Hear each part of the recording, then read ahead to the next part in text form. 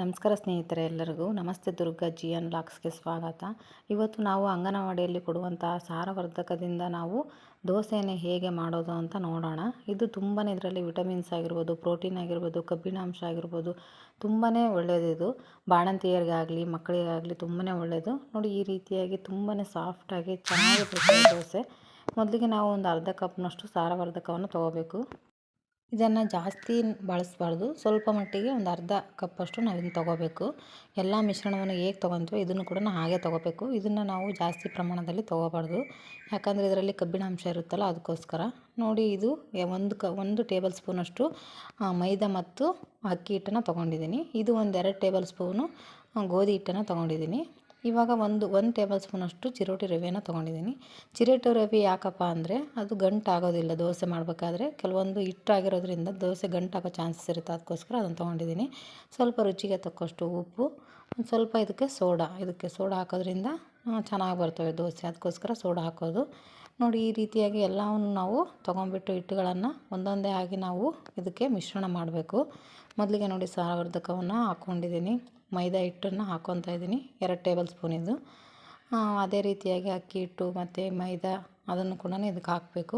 ಚಿರೋಟಿ ರವೆ ಹಾಕ್ಬಿಟ್ಟು ಎಲ್ಲ ನಾವು ಕ್ಲೀನಾಗಿ ಮಿಕ್ಸ್ ಮಾಡಬೇಕು ಫಸ್ಟಿಗೆ. ಈ ಎಲ್ಲ ಹಿಟ್ಟನ್ನು ಹಾಕೋದ್ರಿಂದ ರುಚಿ ತುಂಬಾ ಚೆನ್ನಾಗಿ ಬರುತ್ತೆ. ಸಾರವರ್ಧಕ ಸ್ವಲ್ಪ ಸಿಹಿ ಅಂಶ ಜಾಸ್ತಿ ಇರುತ್ತೆ, ಅದಕ್ಕೋಸ್ಕರ ಖಾರವಾಗಿ ಚಟ್ನಿ ಮಾಡಿಕೊಂಡ್ರೆ ತುಂಬಾ ಚೆನ್ನಾಗಿರುತ್ತೆ ದೋಸೆಗೆ. ನೋಡಿ, ಈ ರೀತಿಯಾಗಿ ಎಲ್ಲ ನಾವು ಮಿಕ್ಸ್ ಮಾಡ್ಕೋಬೇಕು ಹಿಟ್ಟನ್ನು. ಮತ್ತು ಇದಕ್ಕೆ ನಾವು ರುಚಿಗೆ ತಕ್ಕಷ್ಟು ಉಪ್ಪನ್ನು ಹಾಕಬೇಕು. ಮತ್ತು ಅದೇ ರೀತಿಯಾಗಿ ಸೋಡಾವನ್ನು ಕೂಡ ಹಾಕಿ ನಾವು ಇದಕ್ಕೆ ಬೆರೆಸಬೇಕು. ಚೆನ್ನಾಗಿ ಎಲ್ಲ ಬೆರೆತ ಮೇಲೆ ನಾವು ಸ್ವಲ್ಪನೇ ನೀರು ಹಾಕುವಂತ ನಾವು ಇದನ್ನು ಮಿಶ್ರಣವನ್ನು ಮಾಡಬೇಕು.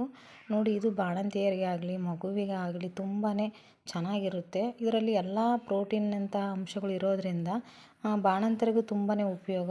ಹಾಲು ಕುಡಿಸೋದ್ರಿಂದ ಮಕ್ಕಳಿಗೂ ಒಳ್ಳೆಯದು ಮತ್ತು ಬಾಣಂತಿಯರಿಗೂ ಕೂಡ ಒಳ್ಳೆಯದು. ಆದ್ದರಿಂದ ಇದನ್ನು ವೇಸ್ಟ್ ಮಾಡಬೇಡಿ. ಈ ರೀತಿಯಾಗಿ ಮಿದುವಾದಂತಹ ದೋಸೆ ಮಾಡ್ಕೊಂಡು ತಿನ್ನೋದ್ರಿಂದ ಮಕ್ಕಳಿಗೂ ಕೂಡ ತುಂಬಾ ಚೆನ್ನಾಗಿ ತಿಂತಾರೆ. ಇದು ಬಾಣಂತಿಯರಿಗೆ ಗಟ್ಟಿ ಅಂಶ ಕೂಡ ಆಗಿರೋದಿಲ್ಲಲ್ವ, ಆವಾಗ ಈ ಥರ ಮಿದುವಾಗಿ ನಾವು ದೋಸೆಯನ್ನು ಮಾಡಿಕೊಟ್ರೆ ತುಂಬಾ ಟೇಸ್ಟಿಯಾಗಿ ಇರುತ್ತೆ. ಬಿಸಿ ಬಿಸಿಯಾಗಿ ಬಾಣಂತಿಯರು ಕೂಡ ಊಟ ಮಾಡೋಕ್ಕೂ ಇದು ಕೂಡ ಒಳ್ಳೆಯದು. ನೋಡಿ, ಈ ರೀತಿಯಾಗಿ ನಾವು ಚೆನ್ನಾಗಿ ಗಂಟಿಲ್ಲದ ರೀತಿಯಲ್ಲಿ ನೀಟಾಗಿ ಸ್ವಲ್ಪ ನೀರು ಹಾಕ್ಕೊಂತ ನಾವು ಕಲಿಸ್ಬೇಕು. ಆದಷ್ಟು ನಾವು ಕೈಯಲ್ಲೇ ಕಲಸೋದ್ರಿಂದ ಗಂಟುಗಳು ಬೀಳೋದಿಲ್ಲ. ಈ ರೀತಿಯಾಗಿ ಚೆನ್ನಾಗಿ ನಾವು ಕಲಿಸ್ಕೋಬೇಕು. ಸ್ವಲ್ಪ ನೀರಾದರೂ ಪರವಾಗಿಲ್ಲ, ಯಾಕಂದರೆ ನಾವು ಇದಕ್ಕೆ ರವೆ ಹಾಕಿರ್ತೀವಲ್ಲ, ಒಂದು 10 ನಿಮಿಷ ಇದನ್ನು ನೆನೆ ಬಿಡೋದ್ರಿಂದ ಅದು ಕೂಡ ಗಟ್ಟಿಯಾಗಿ ಬರುತ್ತೆ. ಅಂದರೆ ತೀರಾ ಜಾಸ್ತಿ ನೀರು ಹಾಕೋಳಕ್ಕೆ ಹೋಗಬೇಡಿ, ಈ ರೀತಿಯಾಗಿ ಮೀಡಿಯಮ್ ಆಗಿರಲಿ. ನೋಡಿ, ತೋರಿಸ್ತಾ ಇದ್ದೀನಲ್ಲ, ಈ ರೀತಿ ಇದ್ದರೆ ಅದು ರವೆ ಸ್ವಲ್ಪ ಎಲ್ಲ ನೆಂದ್ಬಿಟ್ಟು ಸ್ವಲ್ಪ ಗಟ್ಟಿಗಾಗುತ್ತೆ, ಅದಕ್ಕೋಸ್ಕರ. ನೋಡಿ, ನಾನು ತೋರಿಸ್ತಾ ಇದ್ದೀನಲ್ಲ, ಈ ರೀತಿ ಇರಬೇಕು. ಇದಕ್ಕೆ ಸ್ವಲ್ಪ ನಾವು ಸಕ್ಕರೆಯನ್ನು ಹಾಕಬೇಕು. ಸಕ್ಕರೆ ಹಾಕೋದ್ರಿಂದ ಸ್ವಲ್ಪ ಕಲರ್ ಬರುತ್ತೆ. ಇದರಲ್ಲಿ ಮೊದಲಿಗೆ ಸಿಹಿ ಅಂಶ ಇರೋದ್ರಿಂದ ಸ್ವಲ್ಪ ಹಾಕಬೇಕಷ್ಟೇ. ನೋಡಿ, ನಾನು ಒಂದು 10 ನಿಮಿಷ ನೆನೆ ಹಾಕಿರೋದ್ರಿಂದ ಈ ರೀತಿಯಾಗಿ ಆಗಿದೆ ಹಿಟ್ಟು. ಇವಾಗ ನಾನು ದೋಸೆ ಹಂಚನ್ನು ಇಟ್ಬಿಟ್ಟು ಕಾದ್ಮೇಲೆ ಈ ರೀತಿಯಾಗಿ ನೀರನ್ನು ಚಿಮ್ಮಿಸಿದ್ರೆ ಗೊತ್ತಾಗುತ್ತೆ ಕಾದಿದೆ ಅಂತ. ಆವಾಗ ನಾವು ಹಿಟ್ಟನ್ನು ಹಾಕಬೇಕು. ಇದು ನಾವು ಗರಿಗರಿಯಾಗಿರುವಂತಹ ತೆಳುವಾದ ದೋಸೆ ರೀತಿಯಲ್ಲಿ ನಾವು ಹರಡೋಕ್ಕೆ ಆಗೋದಿಲ್ಲ. ಸ್ವಲ್ಪ ಈ ರೀತಿಯಾಗಿ ಮಿದುವಾಗಿ ಬೇಕಾಗಿರೋದ್ರಿಂದ ನಾವು ಸುಮ್ಮನೆ ಈ ರೀತಿಯಾಗಿ ದೋಸೆ ಆಕಾರದಲ್ಲಿ ಮಾಡಬೇಕು. ತುಂಬಾ ಚೆನ್ನಾಗಿ ಬರುತ್ತೆ.